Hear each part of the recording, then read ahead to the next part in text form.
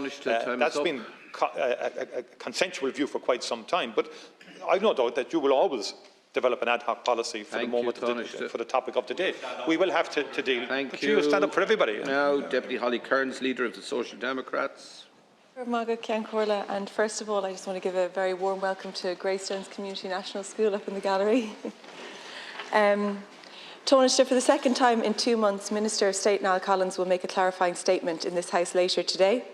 In March, he made a statement about a planning application for his family home. Deputy Collins said he was entirely satisfied the planning application was in order, but questions remain outstanding.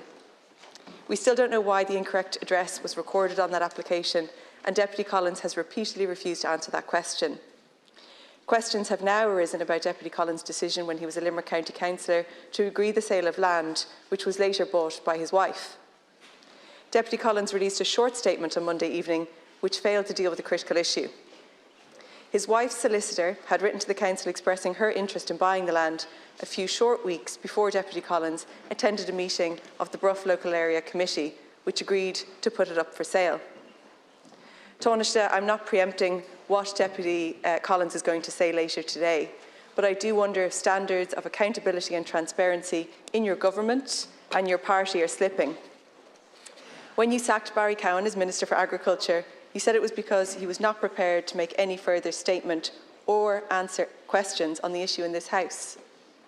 You clearly thought it was appropriate for Deputy Cowan to take questions on this matter in this chamber. We know there's a precedent for questions and answer sessions among your own colleagues. The Taoiseach has previously agreed to take questions on a controversy that he was embroiled in. So did Minister Helen McEntee. Minister for Public Expenditure and Reform, Paschal O'Donoghue, has recently done the same. But now, when Deputy Collins is due to address the Dáil about a controversy for the second time in 2 months, the Taoiseach tells us that facilitating questions from the opposition would be akin to a kangaroo court.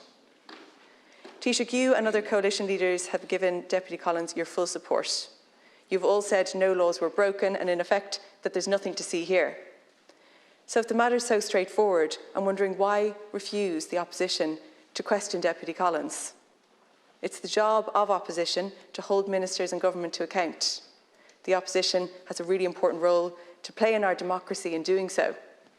So, Tánaiste, my questions are, why is there one rule for Niall Collins and another for other members of your government and your party? Do you agree with the Taoiseach that questions and answer sessions turn the Dáil into a kangaroo court? Deputy, thank you for raising the issue, and as you have said, my colleague Minister Niall Collins will make a statement to the Dáil later today, and he has already clarified the sequence of events around this issue. As he has pointed out, it was in September 2008 at a statutory meeting of the Limerick County Council that the sale of a property in Patrick's Well was approved and sold following a transparent and open sales process, which was open to all, was advertised in the local press, like any other land for sale. And Deputy Niall Collins was not a member of the Council in 2008. He was elected to this House in May of 2007.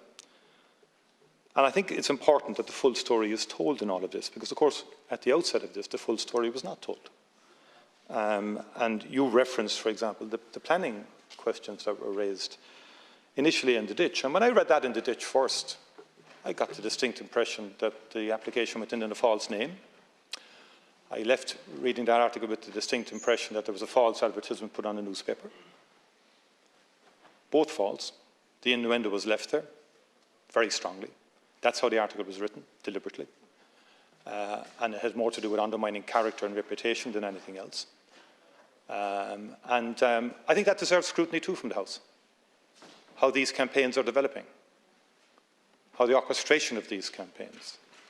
And I don't think this House should be a slave or should be facilitating political campaigns organised by platforms. I don't see the Ditch as an independent media platform at all. Paddy Cosgrave does. Paddy Cosgrave is a backer. Shea Bowes was a founding member of the Ditch. Shea Bowes is quoted on Russia Today.